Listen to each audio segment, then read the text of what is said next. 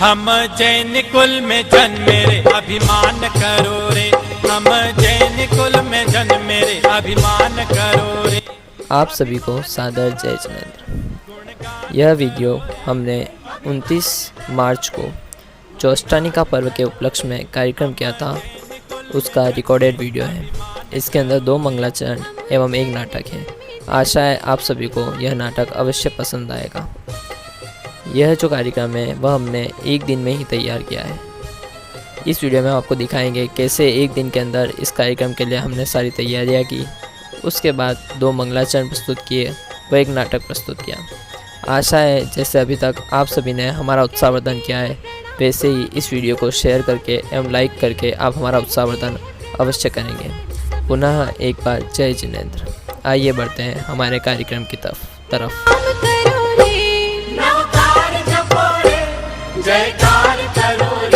हम जैन कुल में जन्मे, अभिमान करो रे।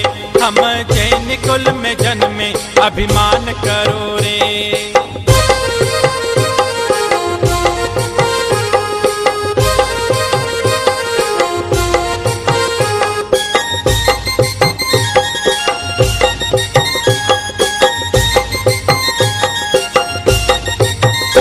गुरुवर है बड़े सच, इनका मान करो रे। गुरुवर है बड़े सच, इनका मान करो रे। सम्मान करो रे, ये ध्यान धरो रे। सम्मान करो रे, ये ध्यान धरो रे। हम जैन कुल में जन्मे, अभिमान करो रे। हम जैन कुल में जन्मे, अभिमान करो रे।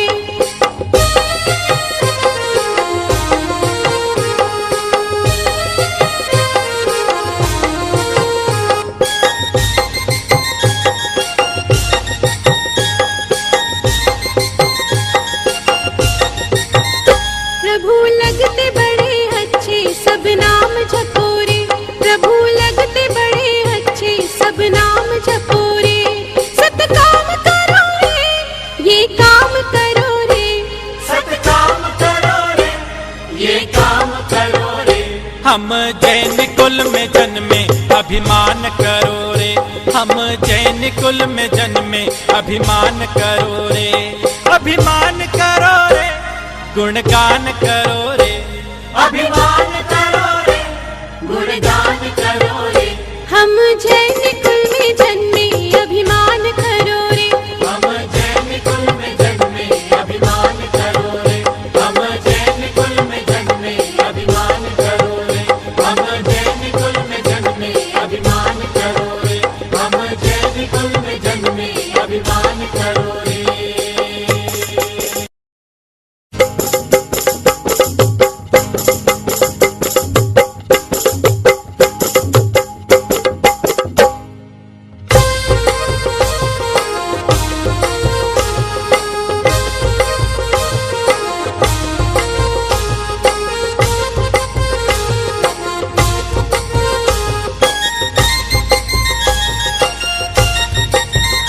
हम जैन कुल में जन्मे रे, अभिमान करो रे।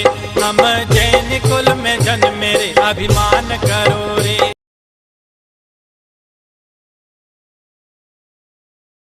पंच प्रभु के संग हमको रहना है।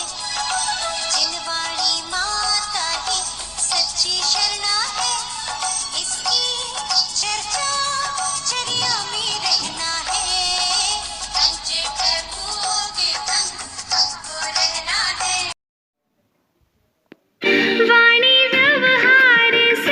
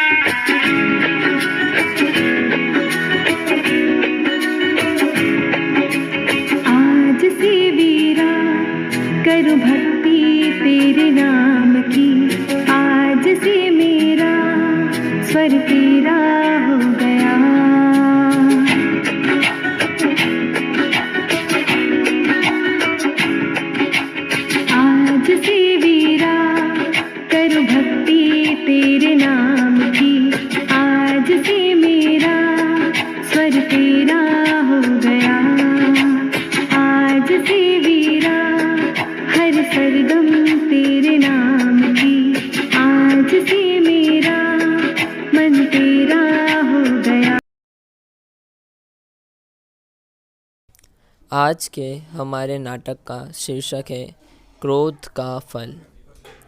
एक समय की बात है, मणिमुक्ता नाम के नगर में पद्मदत्त नाम के एक महान सेठ निवास किया करते थे। सेठ बहुत ही धर्म प्रेमी थे, परंतु कुछ क्रोधी भी थे। उसी नगर में उनकी एक दुकान थी। आइए देखते हैं आज सेठ और उनके ईमानदार मुनीम के बीच में क्या संवाद होता है। उठने की वजह से मुझे यह जैन धर्म मिला है। हमें जैन धर्म का आदर करना चाहिए। हमारी इतनी योग्यता कहाँ कि हम नंदीश्वर द्वीप जाकर भगवान की पूजा कर सके। वहाँ नहीं कर सकते, लेकिन यहाँ पे तो कर सकते हैं। नंदीश्वर द्वीप की भावना पाते हुए हमें यहाँ पूजा करनी चाहिए। जय गुरुवा। नमो रियंताम नमो सिद्धाम नमो हरियम नमो जैनम नमो लेसप्राम नमो रियंताम नमो सिद्धाम नमो हरियम नमो जैनम नमो लेसप्राम। बोलो महावीर भगवान की जय।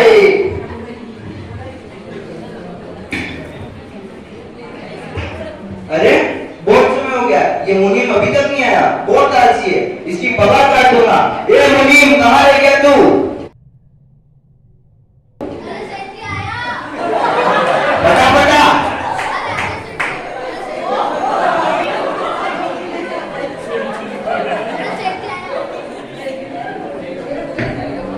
कहाँ ले गया था?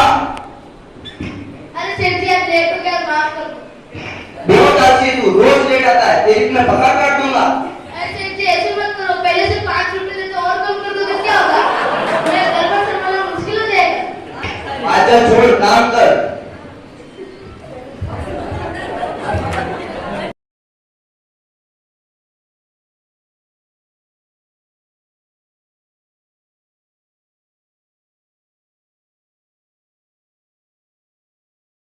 अरे मुनीम सुन, आज मैं किसी काम से पास वाले गांव जा रहा हूँ। शाम तक आ जाऊंगा। दुकान तुझे ही संभालनी पड़ेगी। ठीक है सेठ जी। मैं जा रहा हूँ, ठीक है? चिंता मत करना, आराम से। दुकान ध्यान से संभालना। अरे हाँ सेठ जी, संता में की करो। मैं शाम को आके धंधा चेक करूंगा। ध्यान रखना, ठीक है? अरे आज तो मेरा सेठ गया, अब तो आराम से पूरी दुकान में संभालूंगा। इस सेठ की माता पूरी कथा। इस प्रकार सेठ जी मुनीम को दुकान का कारोबार सौंपते हुए खुद दूसरे नगर के लिए निकल जाते हैं। रास्ते में वह जंगलों से होते हुए दूसरे नगर की तरफ बढ़ते हैं कि इस गर्मी में उनकी हालत बहुत ख़राब हो जाती है। सेठ जी कहते हैं, आपने इतनी गर्मी है जंगल में, इसी जंगल से दूसरे गांव में जाना है। इस गर्मी में मेरा तले हुए पोपड़े तो हाल हो गया। अरे पोपड़े से याद है, आज तो माँ ने पोपड़े के भजिए बनाए। चलो इस बल्ले के नीचे बैठ के पोपड़े के भजिए खाता हूँ। मजा आ जाएगा आज तो।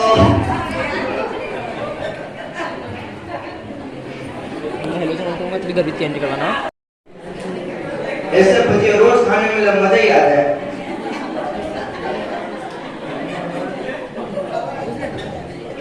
लो आप बच्चे खाओगे?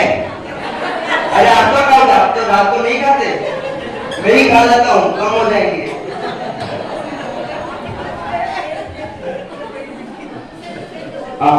मजा आ गया पोपड़ी के भजिए खा के।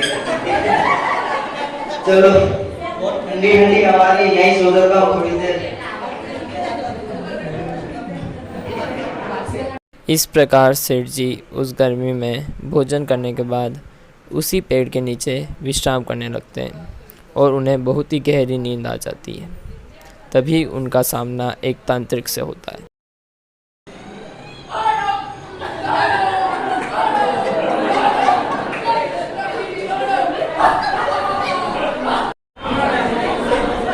आज बहुत ही शुभ रात है।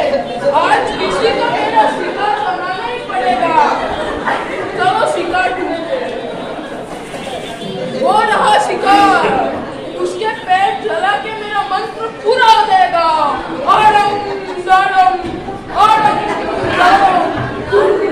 इस प्रकार वह तांत्रिक सेठ जी को मुर्दा समझकर उनके पैरों में लकड़ियाँ जमा देता है और उनके पैरों को जलाने की कोशिश करता है।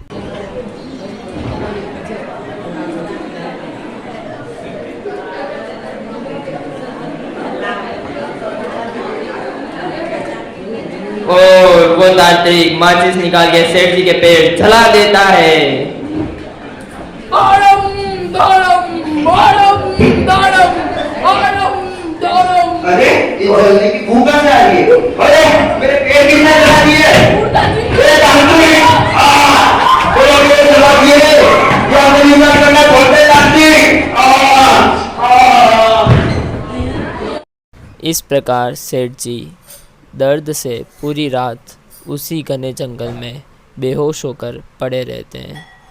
ऐसे ही पूरी रात गुजर जाती है और सेठ जी को कुछ सुध नहीं रहती है।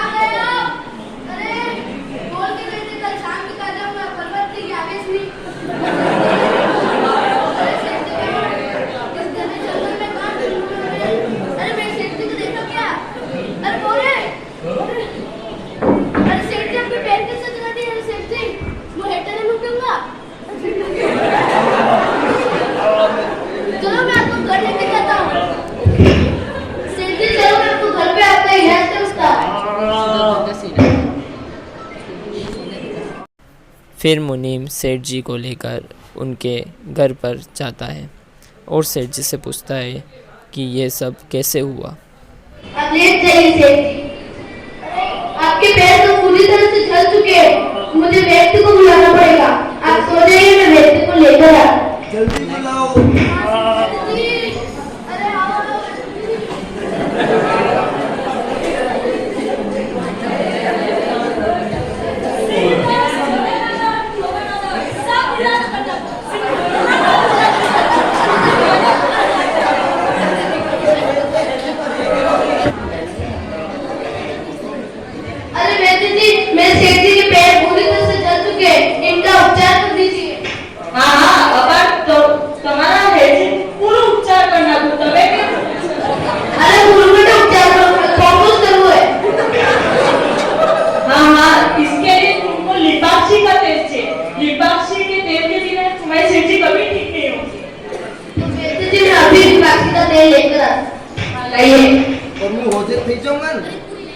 इस प्रकार मुनीम सेठ जी के उपचार के लिए लिपाक्षी का तेल लेने गांव में चला जाता है।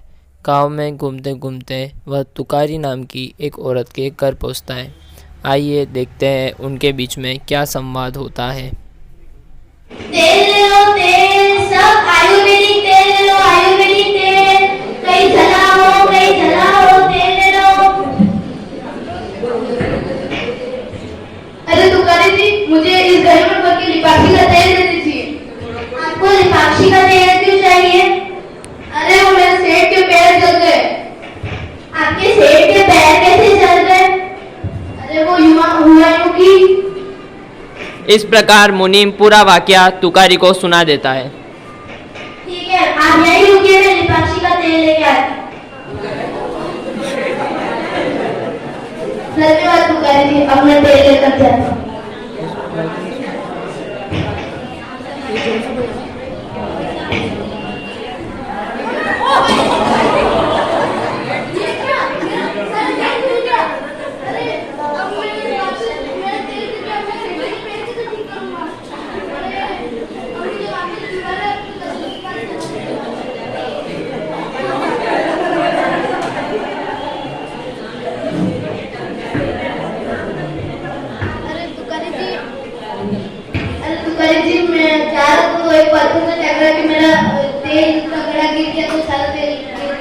मुझे दोबारा दे दीजिए। हाँ, दे दी।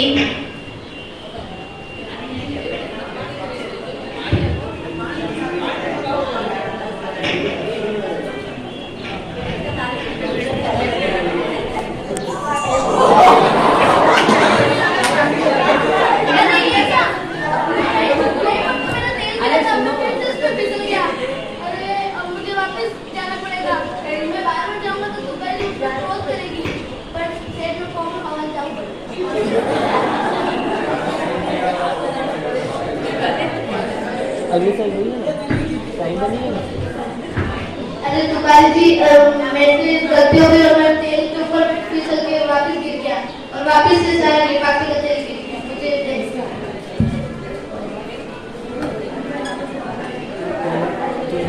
तुकारी जी, मैं आपसे एक सवाल पूछ सकता हूँ?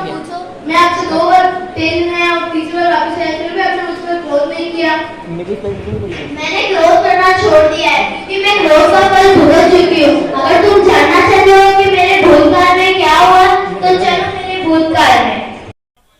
तो आइए चलते हैं तुकारी के भूतकाल में और जानते हैं कि आखिर उसके भूतकाल में ऐसा क्या हुआ था कि उसने क्रोध करना पूरी तरह से छोड़ दिया। आइए चलते हैं तुकारी के भूतकाल में।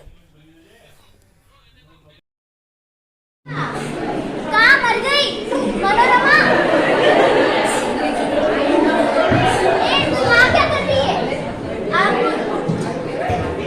आप मुझे आप बोलिए, तू मत बोलिए। क्यों? मैं तुझे तू क्यों बोलूं? मैं तुझसे बड़ी हूँ, मैं तेरी माँ हूँ, मैं तो तुझे तू ही बोलूंगी।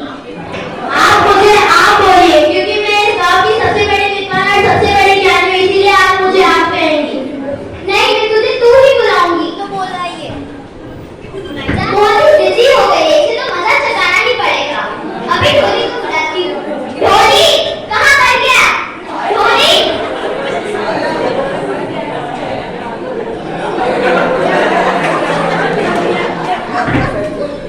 उसको माइक तुम्हें मेरा एक काम करना है, पूरे गांव में जाके ढिंढोरा पिटा दो कि तुम्हारे को मनोरमा को कोई तू करके नहीं बुलाएगा।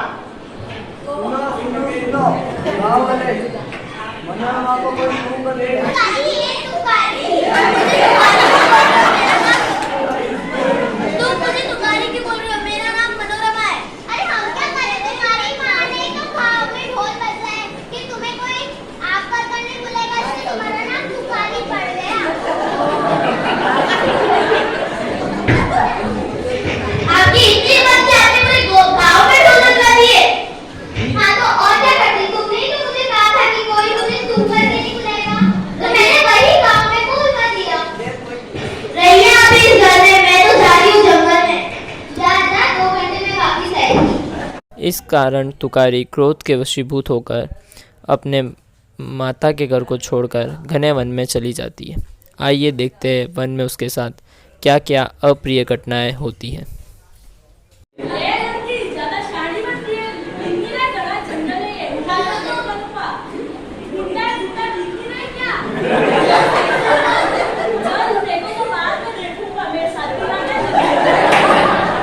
इस प्रकार तुकारी का वन में एक गुंडे से सामना होता है जो तुकारी को बहुत कुछ सुनाकर चला जाता है। फिर भी तुकारी अपनी अकड़ में रहती है और उसी वन में भटकती रहती है। बहुत दिन से कोई मनुष्य मिला नहीं, अगर कोई मनुष्य मिला नहीं तो सरकार हमें मारेंगे, हमें कोई मनुष्य ढूंढना पड़ेगा। चलो मनुष्य ढूंढते।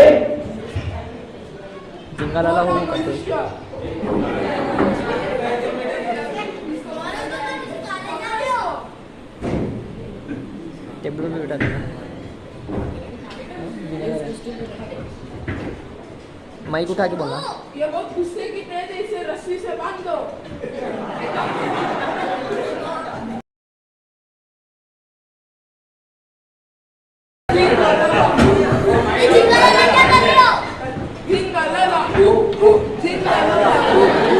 खाने को तो दो। कोई खाना नहीं मिलेगा, तुम यहीं से भी होंगी। इस प्रकार वह भील तुकारी को कई दिनों तक वन में बांध कर रखता है। न उसे कुछ खाने को देता है, न कुछ पीने को देता है, जिससे तुकारी बहुत ही कमज़ोर हो जाती है। ऐसे ही कई दिनों तक वन में पड़े रहने के बाद एक दिन तुकारी ज़ोर ज़ोर से चिल्लाती है। अरे वो चिल्लानी बचाओ, कोई सुन रहा है? बचाओ, बचाओ। ये किसकी आवाज है? ओ ये तो मेरी बहन है, मेरे को इसे बताने जाना पड़ेगा। अरे ये बहन तो खतरनाक लगी है, मौके लोग गए तो मार सटनी का गया कावलन हाजिर लागू पड़ेगा।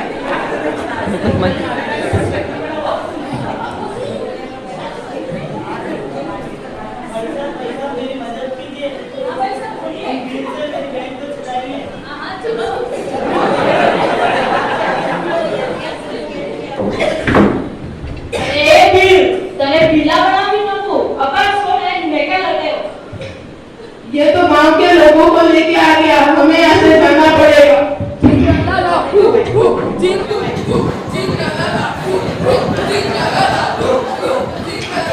अरे बहन ये तुम्हारे साथ क्या हुआ? इस प्रकार तुकारी पूरी घटना अपने भाई को बता देती है। फिर उसका भाई तुकारी को लेकर उनके घर पर चला जाता है। आइए पुनः चलते हैं तुकारी के भूतकाल से उसके वर्तमान काल में। आशा है आप सभी को समझ में आया होगा कि तुकारी के भूतकाल में क्या हुआ था जिसकी वजह से उसने क्रोध करना पूर्णतः छोड़ दिया था। आइए देखते हैं मुनीम और तुकारी के बीच में क्या वार्तालाप होता है। तो देखा तुमने और आप सबने कि मेरे भूतकाल में क्या हुआ था, इसलिए मैंने क्रोध करना छोड़ दिया और तुम भी और आप सब भी क्रोध करना छोड़ दीजिए। तो ठीक है, मैं आपसे कभी क्रोध नहीं करूंगा और आप लिफाफे का तेल देने के लिए अरे सेठ जी, अरे मैं लिफाफे का तेल ले आया। अरे सेठ जी मैं ले आया लिफाफे का तेल। अरे सेठ जी मैं ले आया, मैं आपकी मालिश कर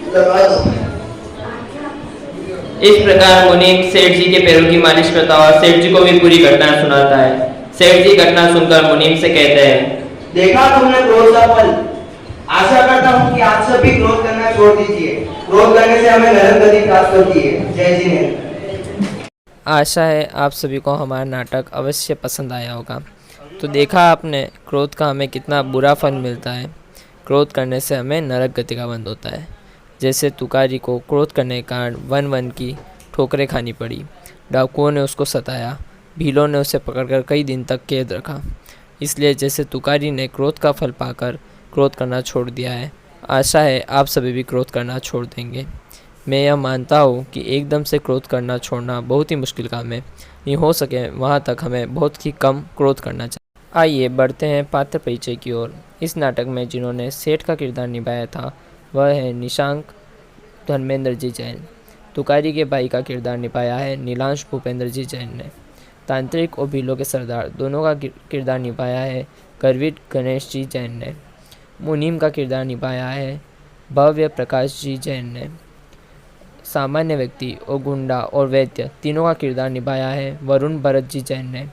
तुकारी की मां का किरदार निभाया है मोक्षिका जैन ने। तुकारी बनी थी तनिषा जैन। दृश्या जैन और मितांशी जैन ने सामान्य औरतों का रोल निभाया था। साथ में जो डोली का रोल निभाया था वह थे सम्यक जैन। आप सभी को सादर जय जिनेंद्र। हमारे इस वीडियो को लाइक करें, अधिक से अधिक शेयर करें और हमारे चैनल को सब्सक्राइब करना न भूलें। पुनः जय जिनेंद्र।